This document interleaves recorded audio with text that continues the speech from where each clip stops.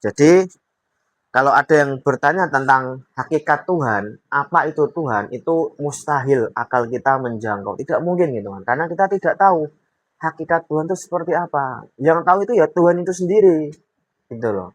Karena kita tidak pernah bertemu dengan Tuhan dan tidak pernah terbayang Tuhan itu seperti apa, tidak pernah. Hakikatnya lah, esensinya kita tidak tahu.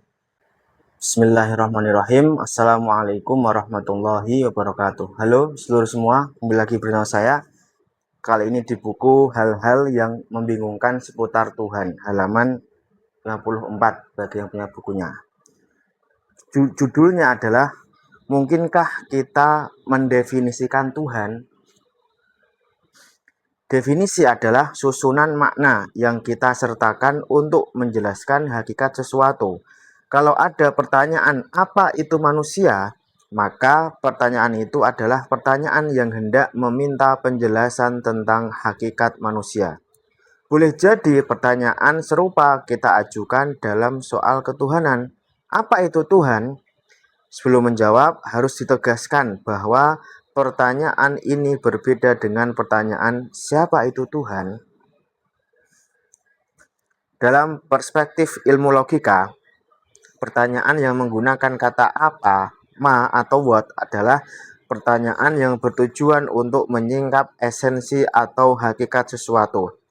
Sedangkan pertanyaan yang menggunakan kata siapa, man, who, bertujuan untuk menanyakan atribut, sifat, identitas, atau predikat yang dimiliki oleh sesuatu yang ditanyakan itu.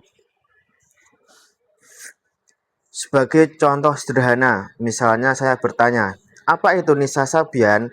Kepada siapapun pertanyaan ini diajukan, jawabannya hanya ada satu, yaitu manusia.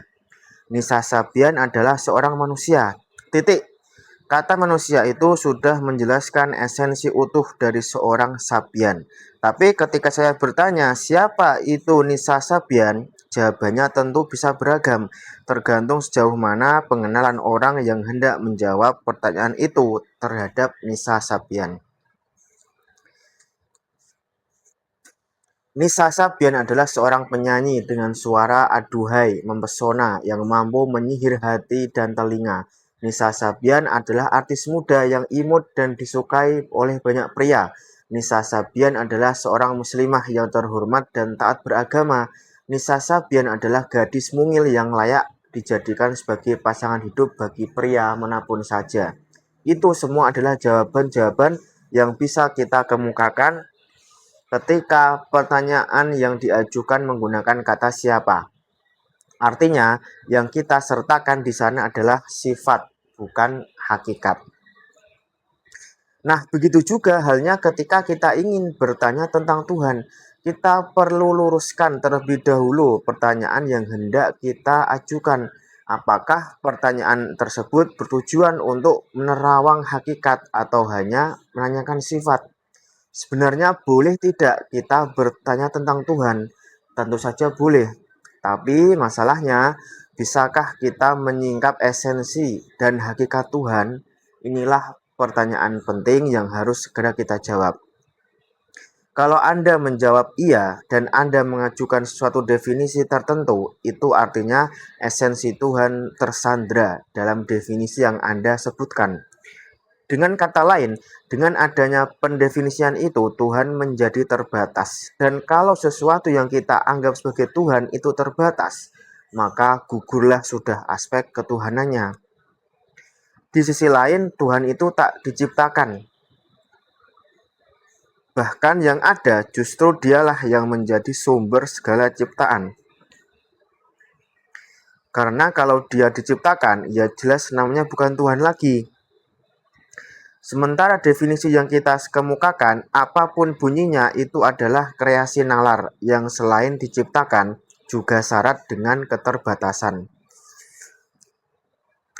Pertanyaannya, mungkinkah kita menjelaskan hakikat Sang Pencipta, sementara penjelasan kita sendiri adalah sesuatu yang tercipta dari nalar yang tak akan ada kecuali dengan adanya Sang Pencipta? Anda bisa termenung sejenak untuk menjawab pertanyaan ini. Tapi pada akhirnya saya yakin kesimpulan Anda akan berakhir dengan kata tidak. Pertanyaan di atas kira-kira hampir mirip dengan pertanyaan seperti ini. Mungkinkah sebongkah teko menampung hamparan samudera yang terbentang luas di seluruh pelosok jagat raya? Kalau pertanyaan seperti ini yang diajukan dengan tegas, semua orang akan menjawab tidak. Kira-kira begitulah perumpamaan ketika kita mengajukan pertanyaan apa itu Tuhan. Karena pertanyaan tersebut bertujuan untuk menyingkap hakikat, sementara hakikat Tuhan tak akan bisa dijangkau. Maka pertanyaan itu pun pada akhirnya akan berujung dengan kesia-siaan. Mengapa bisa demikian? Ya karena memang jawabannya tidak tersedia. Di kitab suci manapun tidak akan ada ayat yang menjelaskan hakikat Tuhan yang sesungguhnya. Yang ada hanyalah penjelasan tentang sifat-sifatnya, bukan hakikatnya. Bahkan mengutip pernyataan guru penulis Syekh Gamal Farouk, penyebutan nama dan sifat-sifat Tuhan itu sendiri sejujurnya tidak menjelaskan hakikat yang sesungguhnya. Penyebutan nama-nama itu, terang Syekh Gamal, hanya litakrib saja, artinya hanya untuk mendekatkan pemahaman kita saja, bukan menjelaskan hakikat sesungguhnya. Soal hakikatnya seperti apa, jangankan kita, para nabi saja tidak ada yang tahu.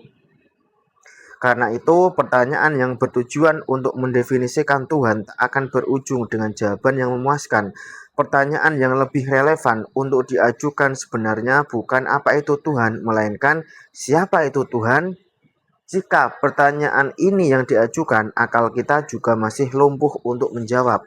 Tapi untungnya, kita memiliki kitab suci yang menyediakan sekian banyak jawaban, dan dari sanalah kita bisa mengenal Tuhan.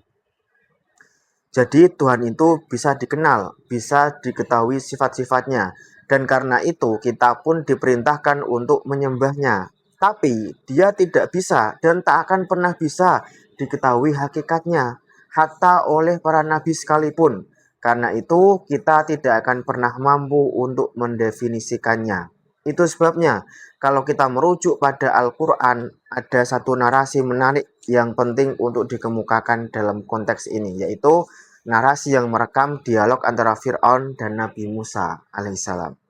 Dalam suatu ayat, Fir'aun bertanya kepada Nabi Musa tentang Tuhan yang disembahnya dengan menggunakan kata man atau siapa, yang tujuannya ialah mengenali atribut atau sifat. Petikan ayatnya ialah sebagai berikut, artinya, dia Fir'aun berkata, "Siapakah Tuhanmu, wahai Musa?" Dia Musa menjawab, "Tuhan kami adalah Tuhan yang telah memberikan bentuk kejadian kepada segala sesuatu, kemudian memberinya petunjuk." Surat Toha ayat 49-50. Di ayat lain, Fir'aun menggunakan kata ma atau apa, yang tujuannya seperti yang penulis singgung di atas ialah menanyakan esensi atau hakikat. Meski yang ditanya adalah hakikat, jawaban Al-Quran lagi-lagi hanya menyertakan sifat, bukan hakikat. Perhatikan potongan ayat sebagai berikut.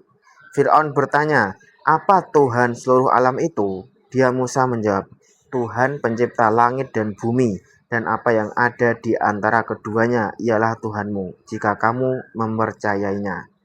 Asy-Syu'ara ayat 23-24. Sayangnya Al-Quran terjemah versi Depak menerjemahkan kata ma itu dengan siapa. Padahal ma dengan man itu dua kata yang memiliki fungsi berbeda.